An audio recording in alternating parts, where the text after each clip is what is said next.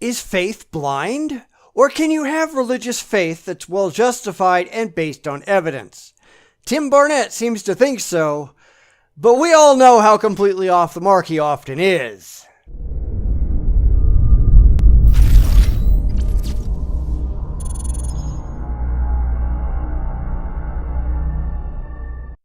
As should be no surprise, Tim Barnett over at Stands Against Reason really wants to rationalize his faith, even though his faith is completely empty. And that's why in a new video, Tim tries to tell us that real faith isn't blind, except that the reality is that all faith is blind. All of it. And it always has been. So let's watch Tim make a rational fool of himself and not understand anything as he tries to convince the flock that their faith isn't pointless.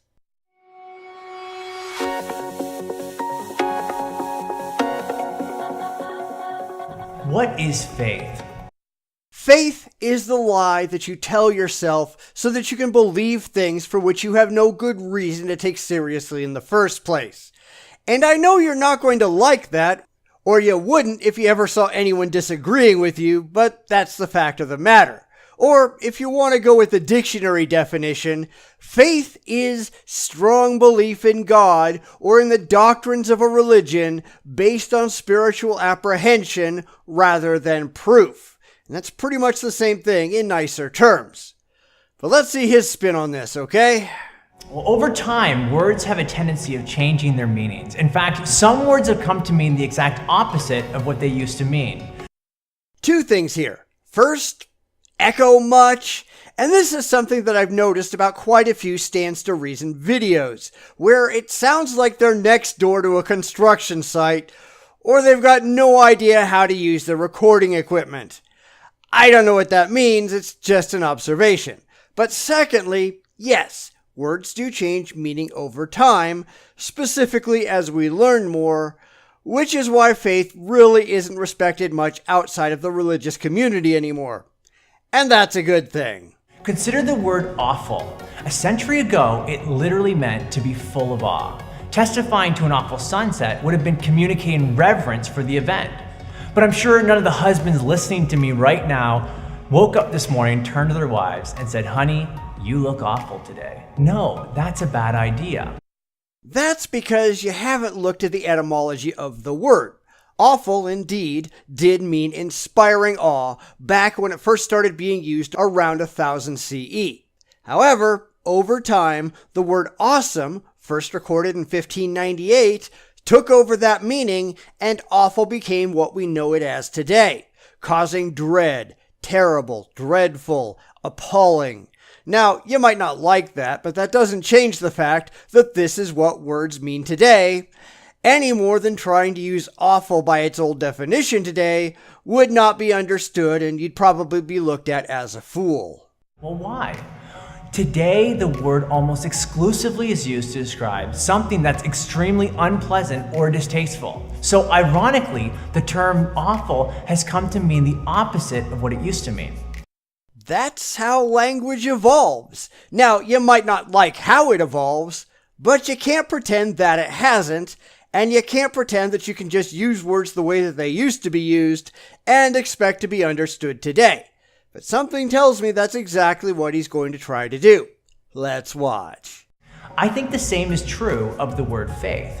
Today, some people use the word faith to mean believing something without evidence. So Mark Twain, he famously wrote, "Faith is believing in what you know ain't true." And he was right to a certain degree, although there are lots of people who believe things that they aren't bright enough to know ain't true, but they should. This is what most people call blind faith. But this isn't how the biblical authors use the word. Which doesn't matter because language has changed since then, and today the word means something entirely different. Whether you like it or not, the biblical authors, whoever they were, weren't all that bright. Even if they were the best their era could offer, and they weren't, they can't compare to modern knowledge. So why you're looking to what they had to say, as though they have any application to modern linguistics, I don't know. To illustrate my point, just look at the reason why John wrote his gospel account. He says, "Now Jesus did many other signs in the presence of his disciples, which are not written in this book. But these are written so that you may believe that Jesus is the Christ, the Son of God, and that by believing you may have life in his name." All of which is just an empty claim. Now, you might believe that, but my question is, why would you? How do you take that claim, or any other in the Gospels, and back it up with objectively demonstrable evidence? Why should you take that claim seriously? Intellectually? I can understand it emotionally, but operating wholly emotionally is downright stupid. The reason John wrote about Jesus' signs and wonders, the miracles that he performed, was to provide trustworthy eyewitness evidence so that readers, you and I, would put our faith in Christ. The problem is, John, or whoever wrote John, since we know the gospel is anonymous, isn't an eyewitness to anything Jesus did. There's no evidence to support that claim, any more than saying J.K. Rowling was an eyewitness to the adventures of Harry Potter and is just recording the tale so that we can all read it and believe.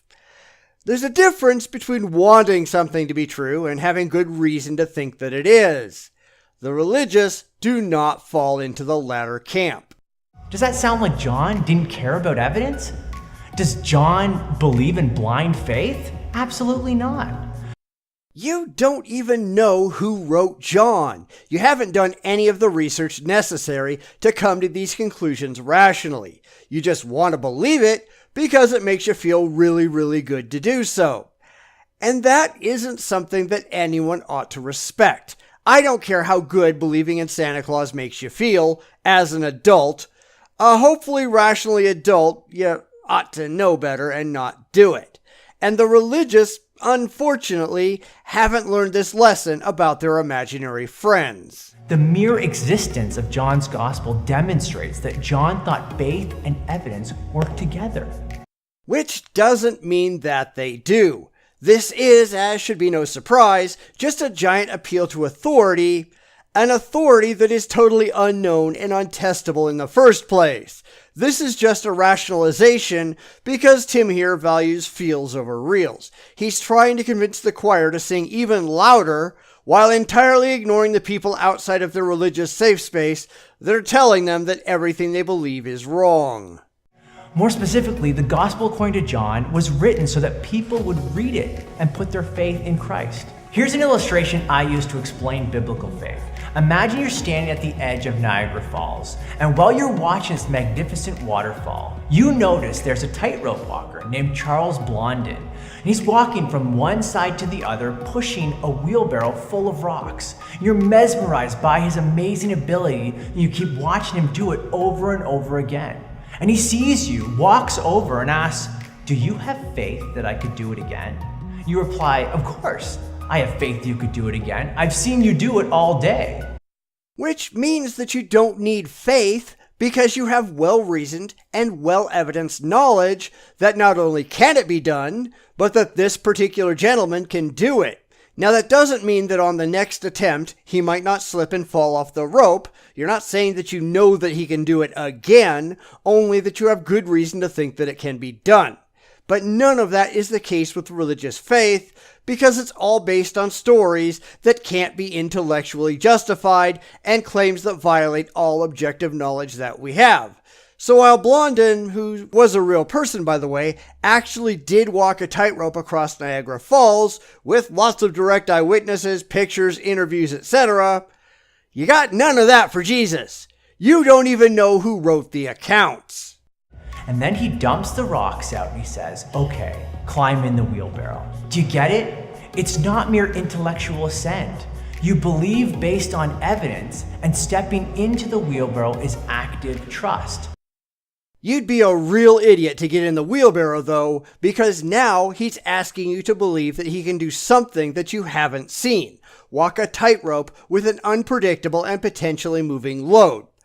I wouldn't want to be the first one in the wheelbarrow, and neither should you be. Besides, I have no reason whatsoever to trust Charles Blondin with my life. He's a guy I've seen from afar doing something very different than what he's asking me to do.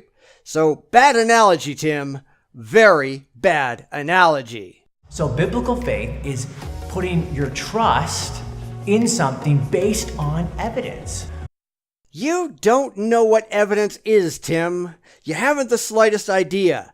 Evidence is testable, and you have nothing testable. Nothing at all. What you have is wishful thinking. You have empty claims that you're emotionally attached to. You have nothing anywhere near objectively verifiable evidence. Let us know when you find some. We all understand how trust works. I trust my wife more today than when I married her nearly 10 years ago. Why? Because she's given me more reason or evidence over the last decade to put my trust in her.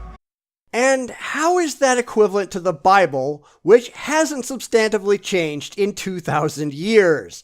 It was a piss-poor reason to believe this crap when it was written, and it's not any better today. At least I can prove my wife is real. You got nothing to prove your imaginary friend. The same can be said of our faith in Christ. After assessing what Christ has done and is doing, we respond by putting our trust in Him. Wrong. Because you can't prove that Christ has actually done anything, and you certainly can't prove that Jesus is still doing anything today, or that Jesus ever existed in the first place. All you're doing is taking events that have no obvious explanation and arbitrarily assigning God or Jesus as the cause. And logic doesn't work that way. So what is faith? Biblical faith is active trust based on evidence. And it doesn't matter how many times you say that, it doesn't make it so. And when you're only having to deal with people who already fall for your theistic bullshit, it's no wonder that your videos are so ridiculously unimpressive. Faith is as empty today as it was in biblical times because it's still based on wishful thinking and a complete misunderstanding of what evidence actually is. And that's why religion is dying in the West, and why atheists spend a lot of time laughing at you and your religious ilk. We can't make you listen to us. You spent all of your time in your religious safe space with comments shut off, but we sure can respond. Oh yes, we can respond. And we're gaining traction while you're huddling in your emotional comfort zone, looking like complete idiots. But hey, at least you're fun to laugh at. Keep it up, Tim. Keep it up.